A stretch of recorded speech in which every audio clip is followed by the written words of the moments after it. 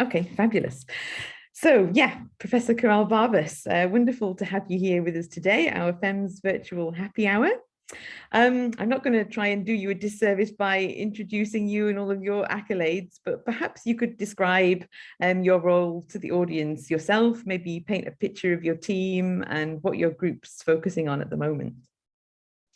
Well, first of all, thank you very much for the invitation. For me, it's a bit embarrassing talking about myself, but well, if it can be useful for the audience, I'm very happy to share my experience. I'm leading this, as you said, the Center for Metabolomics and Bioanalysis, and SEMBio includes around 30 researchers in all the steps of their career. We have teaching staff, postdocs, pre-docs, technicians, undergraduate students, mobility students, and they come from different nationalities, which give us a huge richness. We have had people from all around the world and from different backgrounds, because metabolomics requires to integrate so many knowledges that we have people who come from, of course, analytical chemistry field, but also bioinformatics, biostatistics, pharmacy, biochemistry. And the beauty of this field is that we are always learning, we are always integrating other people's knowledge. And for me, this is real research, is learning from everybody around. We have good facilities for metabolomics based on mass spectrometry. And as our background is analytical chemistry, mass spectrometry, structural elucidation, we are fighting to establish the rules of analytical chemistry in on-target metabolomics. I think that we have all very clear that target metabolomics has clear rules in terms of method, validation, linearity, accuracy, whatever. But sometimes we consider metabolomics a black box and introduce samples in, get data out, and build a story about it. And for me, this is rubbish. You need to know very well what you are doing, what you are introducing, what you are measuring, what you are analyzing, what you are identifying, to have a reliable potential marker and then build the story. So we try to improve the metabolomics workflow regarding all these analytical steps, and we do it while working in different projects. So it's not that we spend our time developing an idea. We work with colleagues collaborating in cancer, allergy, tuberculosis, whatever. And while working, we try to improve the workflow in metabolomics. Thank you. Yeah, hugely challenging field. And I know that, yeah, many of the people in the audience will appreciate the complexities that come with untargeted metabolomics. So, how did you get into this career, Coral? What made you choose analytical chemistry in a research career, and what made you stay in that field? Well, while studying chemistry, I thought my mind was better focused to try to get an accurate and precise answer than making approaches or establishing speculations. So I thought that measuring, which is the aim of analytical chemistry, could give me try to find the right answer to the right question. At the same time, I saw that you could interact with almost every field in science, because when you are measuring, you can measure samples, clinical samples, food analysis, agro analysis, whatever. So you get to know about very different fields, and that is really amazing. And other people research is based on your results. Very, very frequently I discuss with groups, if you don't know how you are measuring your results are useless. So I think that although sometimes analytical chemistry is considered just a service, I think we are key in research. If you don't measure properly, everything afterwards is useless. So I have always thought that analytical chemistry should be the key science in chemistry, with everything around, which is not the case, but we are fighting to do that. Well, then once I started in analytical chemistry, my first research work was in very, very strict pharmaceutical analysis with very strict rules. And probably this helped me to establish concepts very clearly. And then I thought that we have tools to do many, many more things than just finding impurities and degradation products in raw materials or tablets or whatever. So when I first heard Jeremy Nicholson talking about metabolomics, I thought this is what I was trying to find, a new tool in analytical chemistry to approach our samples. Is not going for the very last tiny thing, is getting a broad profile and trying to get all the information you can get from your samples.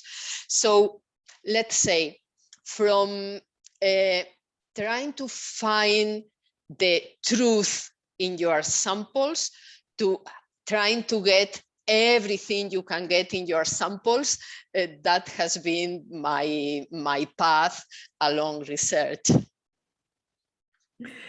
That's excellent. And I'm sure you have many people agreeing that analytical chemistry should be at the center of everything. I think that's a great fight. We should keep fighting for that. Yeah, I do. So well, you're clearly very passionate about your subject matter and inspiration to many in the community. So I'm interested to know if you had any role models of your own throughout your career, or whether you still do have some role models that you look to. To be honest, I don't. Probably everybody around you influences your behavior. You look at people who are working with you, and either you choose you want to be like them, or you have very clearly in mind that you don't want to be like that. So everybody around influences your behavior, I'm sure. But my motto has always been that in science, either you are the first or you are nothing. You don't exist. So I have been trying to be the best, but not competing with anybody around, competing with myself. So I think that the way is put your focus in trying to be the best, but you don't succeed to be the best by putting your foot on top of someone else. You should compete with yourself to be the best. And this is, let's say, what has guided my work and still does. I think that's a wonderful motto. And that may sort of lead into the next question, which is about your kind of leadership and how you lead your team. How would you describe your leadership style? Well, I don't like people who just agree what you say. I know that people in my group, people in the group always have different approaches. When you first arrive to a big group, you look at the boss, I can imagine, and you don't dare to say nothing. But with the time, they discover that I don't like people who do whatever they are said. I like to discuss. I honestly like to discuss things with my collaborators, sometimes very passionately, sometimes we discuss very strongly. I like to listen to all their ideas, but at the end, I also take decisions. At the end, leading the group is your responsibility, and you should take that responsibility. So my idea of leadership is first listen, but listen to everybody, and sometimes you need to change your mind. And once you have different approaches, study the situation, take a decision, and everybody should know that this is the decision, and everybody should work together in the same direction. This is my idea of leadership, and this is what I try to do. Sometimes I succeed because I don't want to seem that I'm the right person to do everything. I know I'm not. This is what I feel should be done. Sometimes I succeed to do it. Sometimes probably my collaborators think I don't, but I try. And when you're maybe having difficult conversations, then possibly with collaborators or members of your team, or things aren't quite going the way that you would like them to go, how do you continue to motivate yourself? In many ways. My son loves risky sports, and when I ask him why, because it's amazing, he says, I need adrenaline. I think that I need adrenaline, and my adrenaline comes from getting a project, getting a manuscript, getting a paper published in the best journal in the field. So I think we need adrenaline, and that motivates our work. But now coming to a more serious explanation. Looking at people around growing, we are in a fantastic environment. Working in the university, in a research center, you are always surrounded by young people. They start their careers, and you have a huge opportunity to influence their lives and their careers. So keep going with all the things around to get people up and to promote everybody, and also, of course, get amazing results. Sometimes when I arrive in the morning, I come thinking, what happened with the results of this study? If I ask a student and they say, well, I will go for a coffee and then I will check and tell you, they are not researchers. Researchers should be absorbed by the problem. The first thing in your life should be getting your results, because otherwise this is a routine work, and you cannot devote the huge amount of work that you need to devote in research. It's not only long hours, it's putting all your mind into that. And to do that, you need to be really passionate about that. So results cannot wait for a coffee. Results of your work are the first. And once you know what happened, well, probably you need a coffee or even a wine if they were not so good as you expected. Oh, very true. So, and related to motivation, then it's clear that you really are motivated by all of the success and seeing success within your group. But how do you translate that to others? Those people who do want to go for a coffee before they look at their results. How do you motivate and inspire them? Do you think it's something that they can find, or do you find people that are just inherently motivated? It's not easy because at some point that feeling comes with you, but I try to show them that you should give yourself the opportunity to be the best in your work, to be the best in your field, because once you really know in depth about your work, once you really control what you are doing, you get passionate about it because you are good. And when you are good in something, you like it. And this is like a cycle. The best you control your work, the best you know what you are doing, the more you like it. And then you get passionate about everything around. But also is trying to look in the medium run. It's not that integrating peaks is boring.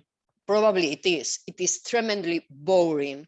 But you need to think that results from this study probably can help to give a next step in some serious research. We have had very recently amazing results in Parkinson research. And looking at those results, you can tell someone, well, look, this is the most important you have ever done in your life. So this comes after aligning, integrating this, that, and the other. So, well, don't be bored by the process. Think about the result. And if you work hard, usually results compensate. Very clear and strong messages. Don't be bored by the process. I like that. I'll remember that when I'm integrating my peaks. And how have you dealt with like really challenging times? I mean, for example, just the pandemic that we've been through. How have you continued to strive and motivate and inspire without maybe perhaps being, you know, all together in person or with people being in lockdowns? And how have you dealt with that difficult time? Well, first, let me tell you something really challenging much earlier than the pandemic. I was devoted for 10 years to just to teaching without doing anything. I finished my PhD, I got work in a secondary school, and I was school teacher. And it was really amazing what I learned about teaching during those years, and trying to motivate the students, but also try to conform their minds.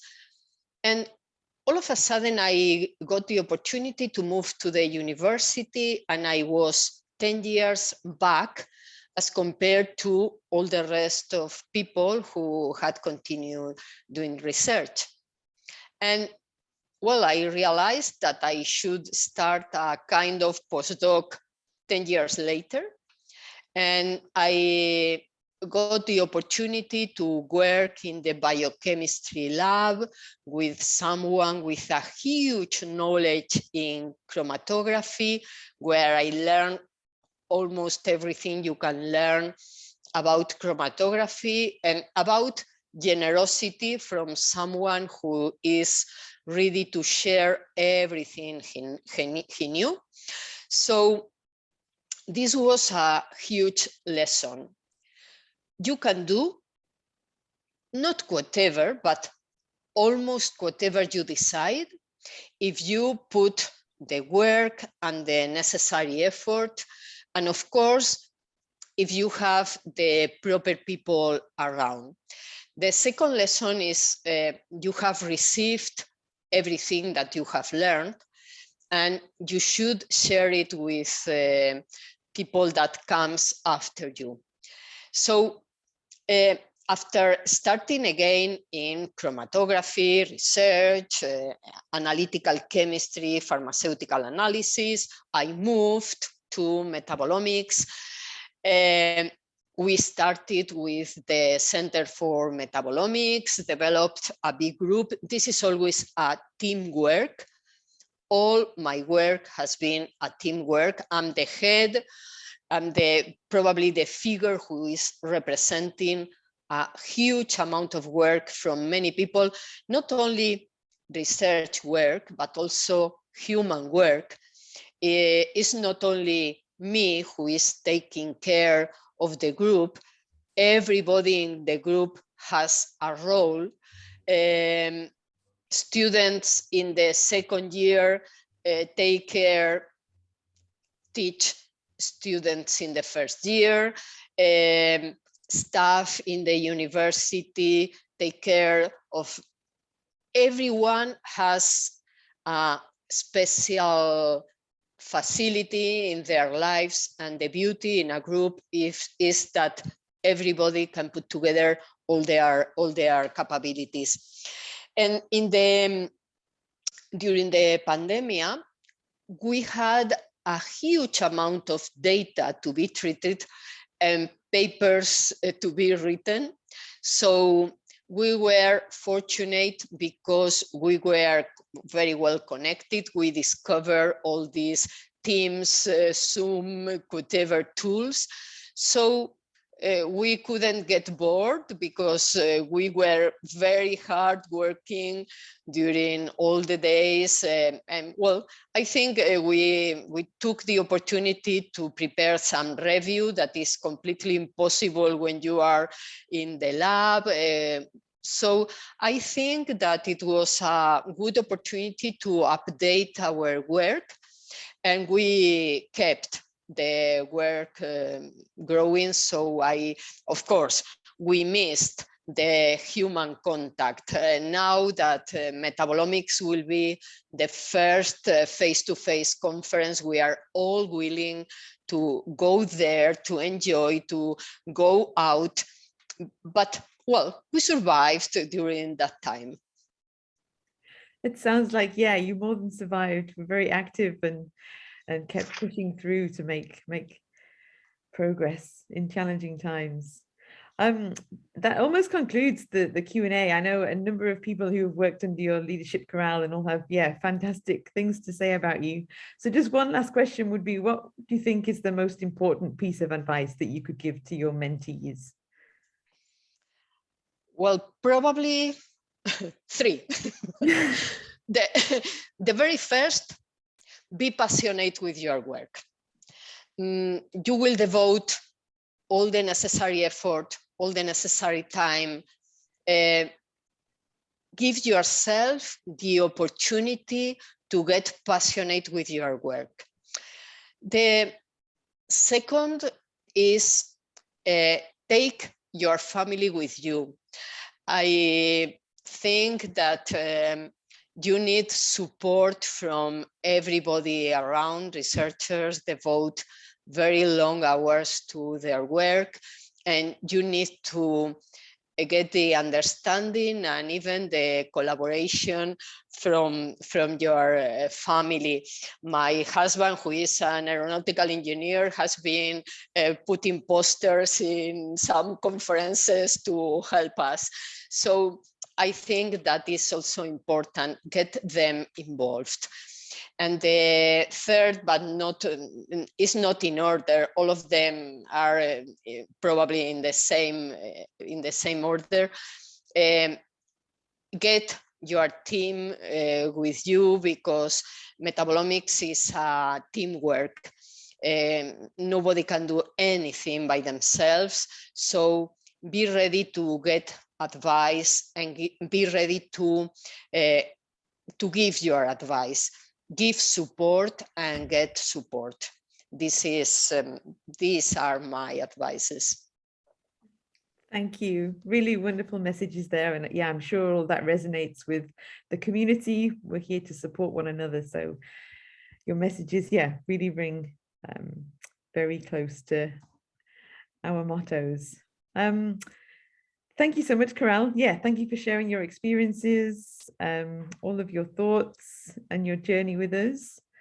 If anyone's got any questions that they would like to ask Coral, please pop them into the chats, pop your hand up.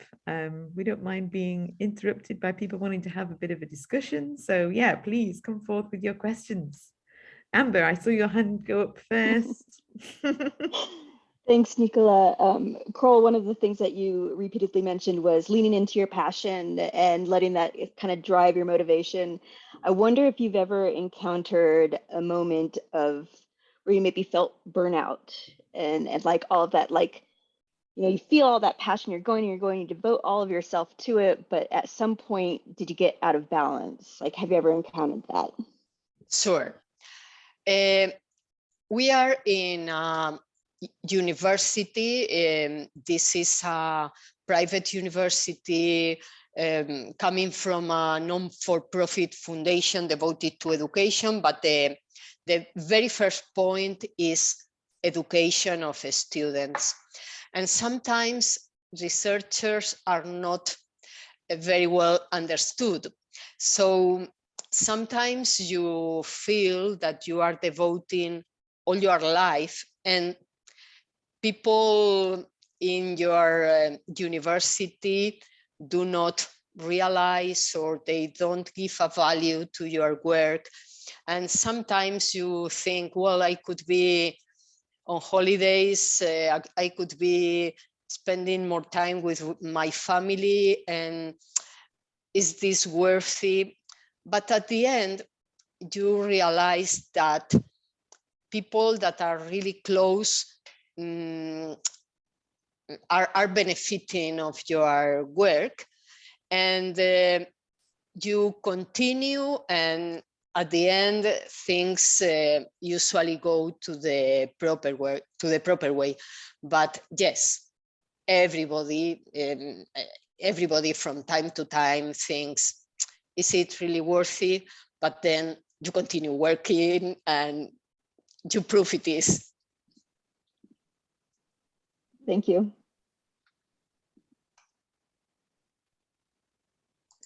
Thanks for the great question, Amber.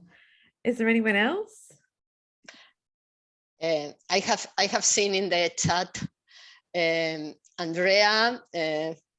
Andrea, nice to have you around. Through FeMBio, Sembio, we have had fantastic people. Well, all the Sembio results come from fantastic people we have had there. So thank you everybody that is here, that because you are Sembio.